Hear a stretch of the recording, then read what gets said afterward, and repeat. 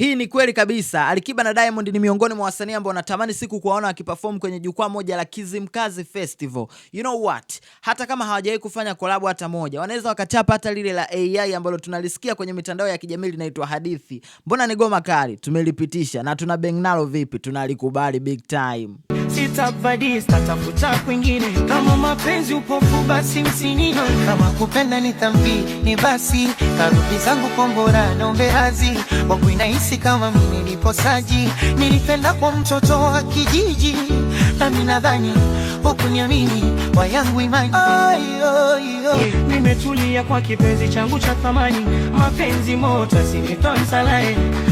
Nitampenda hadi mwisho wa dunia, sitabadi statafuta kwingine, kama mapenzi upo. Bana ni hatari sana. Sasa kiukweli nimeangalia wasanii ambao wataperform kwenye tamasha la Kizimkazi Festival litakalofanyika visiwani Zanzibar. And of course imekuwa ni kama listi ile tu ya miaka yote. Ndani ya hii miaka miwili mitatu wamekuwa ni wale wasanii ambao wanajirudia, akina Harmonize, akina Alikiba, ndo wasanii ambao kiukweli mara kadhaa tumekuwa tukishuhudia performance zao. Sasa siku natamani tu itokee, yani Diamond kwenye jukwaa la Kizimkazi Festival, Alikiba hapo Konde Boy.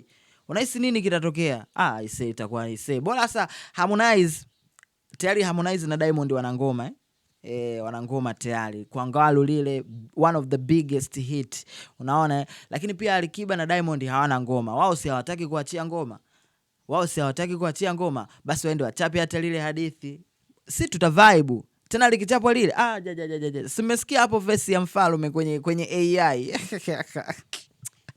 Bana noma sana. By the way, no hard feelings, lakini ni same tu ya kuongea na kuchangamsha game pia, kwa sababu sisi kama mashabiki zao tunawapenda na tunaomba siku kiukweli hiyo siku iwe njema na yenye baraka hata mbele za Mungu. Waje tu amalize tofauti zao, watupe mziki mzuri. Sisi tunapenda sana mziki mzuri jamani. Tunapenda sana mziki mzuri. Ndo maisha yetu mziki. Hatuna kingine tena cha kupenda. Wengine hatupendi mapenzi, hatupendi michezo haramu, tunapenda mziki. Good for the game. Mimi naitwa Bounce, the number one entertainment content creator East, West and Central Africa. You already know.